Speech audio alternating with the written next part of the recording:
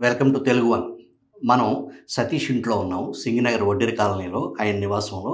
ఏదైతే ముఖ్యమంత్రి జగన్మోహన్ రెడ్డి మీద గులకరాయి ఏశారనే ఆరోపణ మీద అరెస్ట్ చేసి జైలుకి పంపించి బెయిల్ మీద విడుదలయ్యాడు. సతీష్‌ని అడిగి తెలుసుకుందాం. సతీష్, అసలు ఆ రోజు ఏం జరిగింది? ఆ రోజే మేము ఇక్కడే 300 పనికెళ్ళొచ్చామండి. పనికెళ్ళొచ్చి స్నానం చేసి రోడ్డు మీదకెళ్తే 300 ఇస్తా అంటే మేము వెళ్ళాం. మా ఫ్రెండ్స్ మేమందరం వెళ్తే ఇంక ఆడ ఫ్లాగ్‌లయి ఇచ్చారు. బ్యాడ్జీలయి అయన్నీ పెట్టుకొని ఇంక ఆయన ఆర్చి దాటంగానే మేము ఇంటికొచ్చేసాం. ఆయన ఎదురుకెళ్ళాక దెబ్బ తగిలింది. మేము ఆ స్పాట్‌లో కూడా లేము దెబ్బ తగిలిన దగ్గర. ఇలా జరిగిద్దని మేము అనుకోలేక తర్వాత కేక్ కొనుక్కొని ఆర్చి దగ్గర కేక్ కటింగ్ చేస్తుంటే పోలీసోళ్ళొచ్చి వెళ్ళిపోండిరా అంటే వెళ్ళిపోయాం సార్. ఇంటికొచ్చేసి పనుకున్నాం. తర్వాత సోమవారం పనికెళ్ళొచ్చి ఇంట్లో పనుకుంటే నైట్ వచ్చి బాండ్ ఫిక్స్ తాగారని చెప్పి ఇంట్లోనే తీసుకెళ్ళారు సార్. తీసుకెళ్ళి భయపెట్టిచ్చి ఒప్పించారు. ఏమని భయపెట్టారు? కేసు ఒప్పుకో మీ అమ్మ నాన్న చంపేస్తాం లేకపోతే అంతే సార్ చెప్పింది. అలా భయపెట్టారు. నువ్వే వేసావు అనే కింద. ఇప్పుడు ఏదో డబ్బులు కూడా ఇస్తామనే కింద అన్నారా నీకు? ఎంత ఇస్తానన్నారు? 2 లక్షలు ఇస్తాం. ఒప్పుకో 2 లక్షలు ఇస్తాం అనే కింద అన్నారు. నువ్వు ఒప్పుకోలా? ఒప్పుకోలేదు సార్. ఈ అప్పుడు క్రాంతి రానా తాత అని చెప్పేసి నిన్ను అరెస్ట్ చేసినప్పుడు, నిన్ను కస్టడీలో తీసుకున్నప్పుడు విజయవాడకి ఒక పోలీస్ కమిషనర్ ఉన్నాడు. ఆయన ఏమన్నా నీ విచారణ సమయంలో ఆయన ఏమన్నా అటెండ్ అయ్యారా? వచ్చారు సార్. వచ్చి మాట్లాడి వెళ్ళిపోయారు. పోలీస్ కమిషనర్ నీతో మాట్లాడారా? పోలీస్ కమిషనర్ వచ్చి మాట్లాడి ఏమన్నారు? వచ్చి నువ్వేనా వేసిందంటే నేను వేయలేదు సార్ అని చెప్తే వెళ్ళిపోయారు. కొట్టారా సతీష్ నిన్ను పోలీసులు?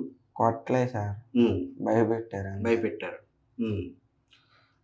జైల్లో పరిస్థితి ఎలా? నీకు భయం వేసిందా? అసలు నువ్వు బయటకు వస్తావు అనే ఆలోచన, ఆ ధైర్యం ఉందా నీకు బయటికి రాగలుగుతాము అనేది?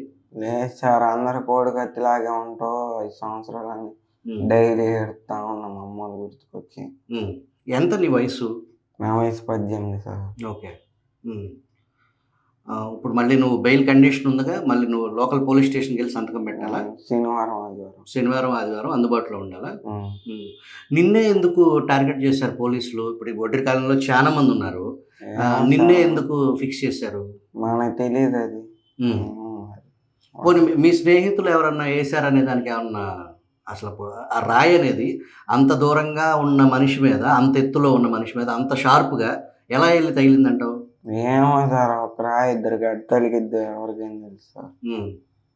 ఈ బోండా ఉమాని ఏదైతే తెలుగుదేశం సంబంధించిన టీడీపీ అభ్యర్థి ఉన్నాడో, బోండా ఉమానే చేపించాడు అనే ఇలాంటి వార్తలు వచ్చినాయి. ఆయన పేరు చెప్పమని కింద అట్లా ఏమైనా ఒత్తిడి చేశారా? అలాగేం లేదు సార్. భయపెట్టేశారు సార్. బాగా భయపడి. మరి దీనిలోంచి నిర్దోషిగా నువ్వు ఒక రకంగా చెప్పడం చాలా అదృష్టవంతుడి. కోడికత్తి సీను దాదాపు 5 సంవత్సరాల పాటు చాలా అప్ టు సుప్రీంకోర్టు వరకు పోరాటం చేస్తే కానీ అతను బయటికి రాలా. నువ్వు చాలా లక్కీ అని చెప్పాలి వాస్తవానికి. పనికి వెళ్తావా, చదువుకుంటున్నావా? పనికి వెళ్తాను సార్. పనికి వెళ్ళి వస్తాం డైలీ.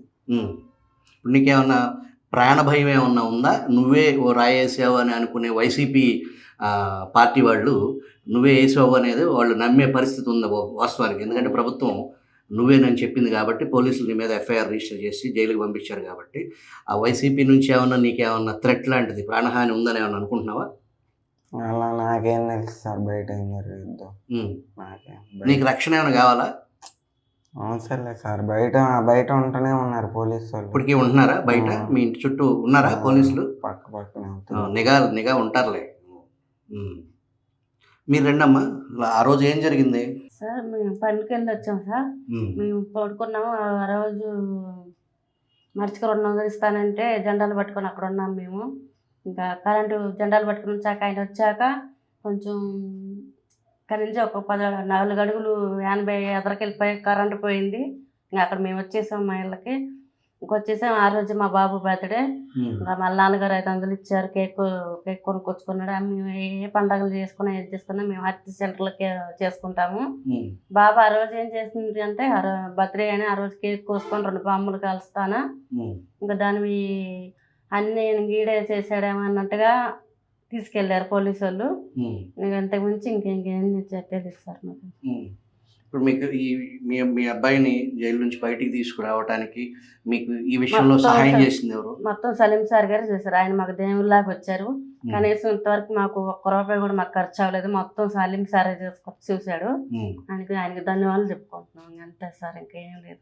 ఓకే, ఇది సతీష్ తల్లి. సతీష్ చెప్పేది ఫైనల్గా ఆ గులకరాయి ఘటనకు సంబంధించి ముఖ్యమంత్రి జగన్మోహన్ రెడ్డి మీద మా అబ్బాయి ఎటువంటి దాడి ప్రయత్నం చేయలేదు, అదంతా కుట్ర, దాంట్లో నిజం లేదు అని చెప్పేసి సతీష్ తల్లి చెప్తున్నారు. Over to studio.